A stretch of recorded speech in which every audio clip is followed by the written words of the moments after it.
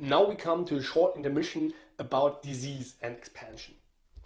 The first disease that we have to talk about is the Black Death, which was probably the plague, a disease caused by a bacterium that you see here to my right.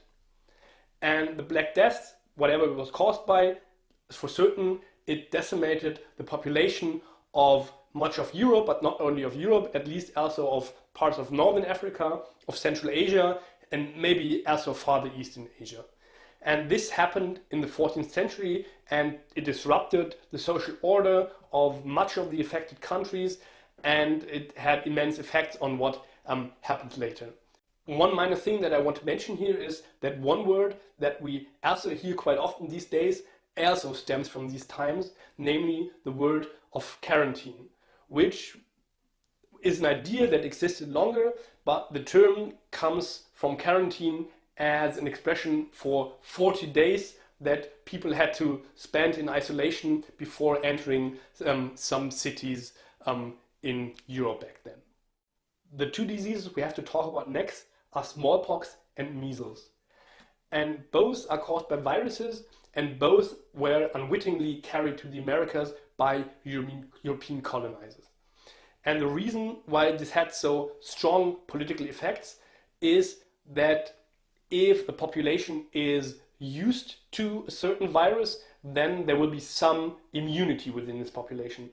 If, however, the same virus arrives in a population where there is no immunity, it will have devastating effects. And this kind of asymmetry is what shaped the relations between Europe and the Americas.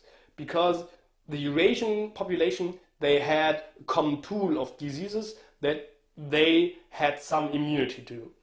And when these very same diseases arrived in the Americas, they encountered a population with no immunity to them. And so these diseases killed millions in the Americas. And this once again disrupted societies, disrupted the social and political order, and this was one of the factors making it possible for the Spanish to conquer societies that otherwise would possibly have been able to withstand them militarily. However, the relation between disease and conquest can also be the other way around, and this is what we see when it comes to European expansion in Africa and malaria. Malaria is a disease that is not caused by viruses or bacteria, but by a single cell parasite that cannot be transferred from one human being to another one directly, but only by certain mosquitoes. And so the Europeans had no immunity to this disease because it didn't exist in Europe, because those mosquitoes didn't exist in Europe. So when the Europeans arrived there, they met a population that had some immunity to malaria, and they encountered malaria. And this stopped them from moving inlands in Africa for quite some time. And this is one of the reasons why the Americas were overwhelmed so quickly, while Africa was not overwhelmed for a much longer time by European powers. And now some trivia. The way the Europeans finally came to deal with malaria was quinine. And one of the ways they took quinine was in the form of a sugary drink, which is called tonic water. And because tonic water back then was way too bitter to drink like this, they mixed it with gin. And this is the actual origin of gin and tonic, and this was regularly used as an anti-malaria drug in the British colonial army. However, the colonial story goes even further here. Quinine is gained from the bark of the cinchona tree, and the cinchona tree is neither found in Africa nor in Europe, but only in the Americas, where it was long before the European arrived used as a drug to combat fever. So the next time you drink a gin and tonic, you might want to give a toast either to the Native Americans who invented quinine as a drug, or to the British who developed it further to combat malaria, or maybe to the Africans who were colonized because this drink finally allowed the British to overcome malaria. But we can even go further with the story, because the one drug that replaced quinine and thereby gin and tonic as an anti-malaria drug is called chloroquine. And you probably heard of this drug in the last couple of weeks because it was tried as a drug against COVID-19 and then was aggressively and wrongly and dangerously promoted by Donald Trump, in spite of being highly dangerous. This brings us to the fourth and last disease I want to discuss today, which is COVID-19. As opposed to the other diseases I discussed before, this is a global pandemic spreading around the whole world with no population being immune to it, probably. It might very well be that this will have important long-term effects on international political economy, but they are yet to be seen. In the last part of the session, I will name the main innovations that took place between 1400 and 1800. The first innovation I want to talk about happened in politics. If we think about politics today, we typically think by default of the nation state. And the modern nation state is defined by 3 or 4 criteria. First, it has a fixed territory. So if you talk of a nation state, you can name certain borders, and within these borders, this is the territory of the state. Secondly, it also has a clearly defined population. So for every human being on the world, you can say this is either part of the population of the state or it's not part of this population. Third, the state has a monopoly of legitimate violence, which means that within its territory and among and relating to its population, the state is the one who determines whether physical force can be legitimately used or not. And fourthly, and this is not always part of the criteria, you can also say that modern states have a state administration, so a certain bureaucracy operating after certain rules. And if we look over the whole time of human history, the existence of this state is not a rule but an exception, and it only emerged in the last couple of hundred of years. Before that, politics were dominated by city-states or by empires, and none of them met all these criteria I just mentioned for the modern territorial state. The development of the modern territorial state is also a good example of the ratchet effect that I mentioned before. Because it was not the fact that everyone could agree to this being the best political form. However, this political form proved to be superior economically and also militarily. So, in the long run, every society was forced to take some version of this political form, because if they didn't do so, they would fall back economically and then run risk of being conquered militarily. And this also contributed a lot to European expansion, because there was a lot of competition between the European nation states, which forced them to develop ever further, to become more effective politically, economically, militarily. And these capacities which they developed in intra-European conflict, they could then use to project power outside of Europe. The second innovation is an expansion of trade, which also changed its quality. Probably there was trade for millennia before 1400. However, trade was usually a rather marginal activity in relation to the whole economy.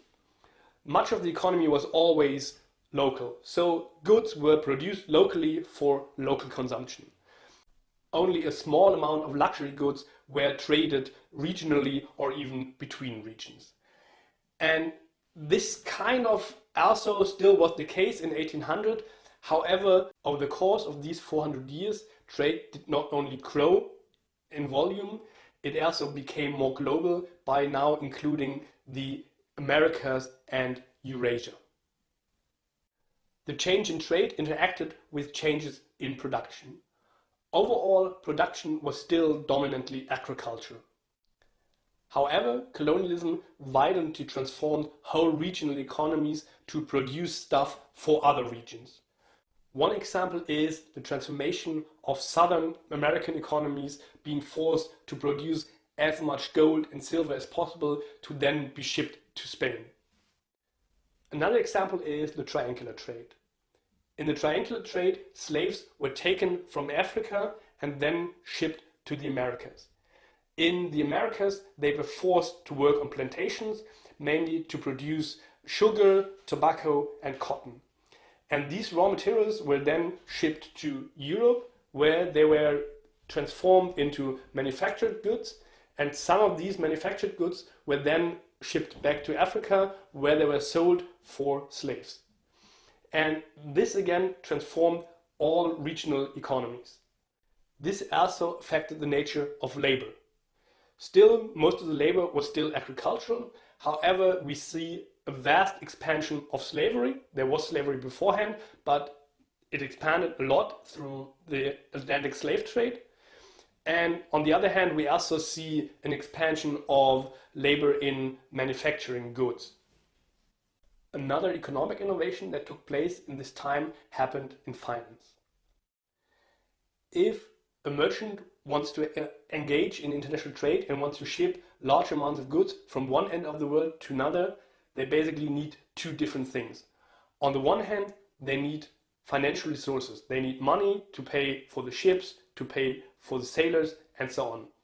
On the other hand, they also need their personal resources. They need the willingness to take this risk for their lives. They need years of their time, because these kind of journeys took years back then, and they need the will to do all this. And it is not always the case that the same people have the financial resources and have the will to spend this much time and effort there. So you have to find some way to bring the two together. And one way to do so is finance, because then you have banks, and these banks have the money.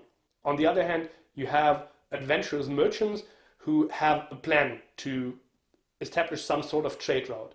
And so the merchant can go to the bank and say, this is my plan, give me the money, and the bank supplies the money.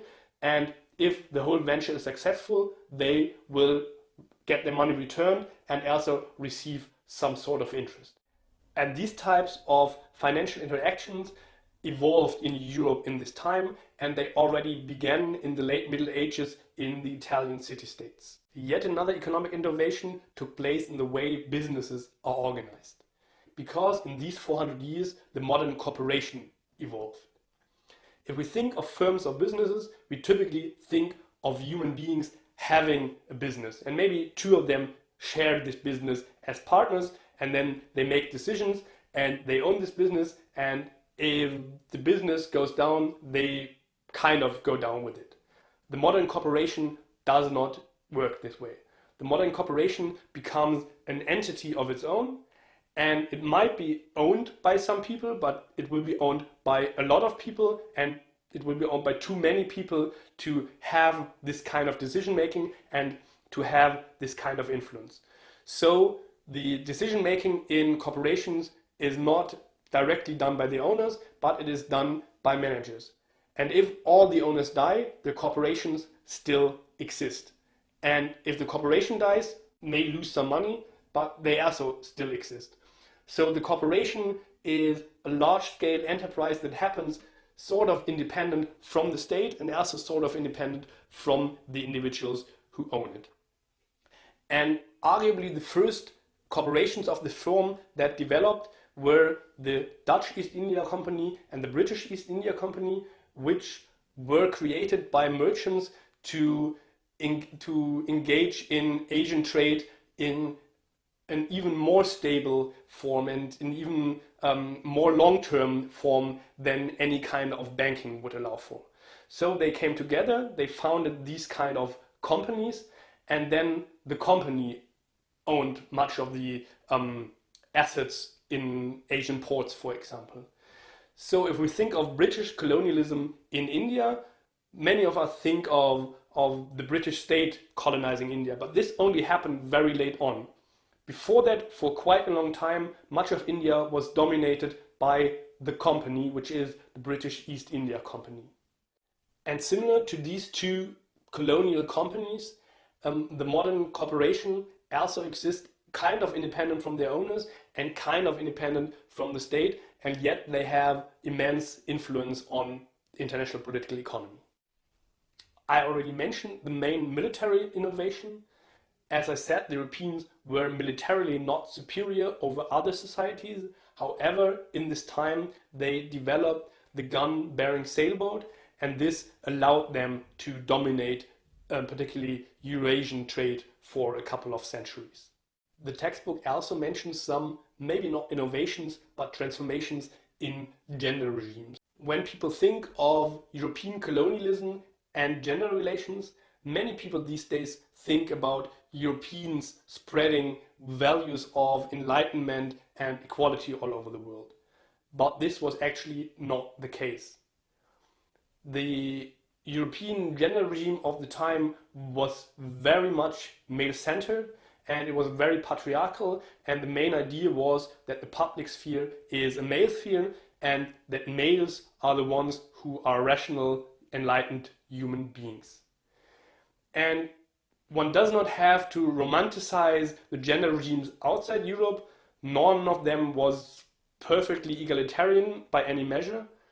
However, some forms of female agency, particularly in trade in Asia, were encountered by the Europeans and were finally destroyed by the Europeans. So the Europeans, in their colonial ventures, first of all spread their version of a patriarchal model all over the world, which does not say that there was no patriarchy in the world without Europe. Another innovation that emerged over those 400 years happened in the sphere of ideas or culture, because this is when Enlightenment thinking emerged in Europe. In short, Enlightenment thinking means the belief in human beings as reasonable beings being able to determine their own fate. And this, of course, relates to the discussion that is mentioned in the textbook as to whether the European domination came into place because the Europeans were more enlightened and had the better ideas, or whether it came into place because the Europeans cruelly oppressed and exploited many other countries. I don't want to dig into this discussion. I just want to say that however it worked, definitely these ideas did emerge in Europe at this time. This is the end of today's lecture. Thanks for staying with me till the end. I'm looking forward to seeing you on Friday or maybe next week. Bye.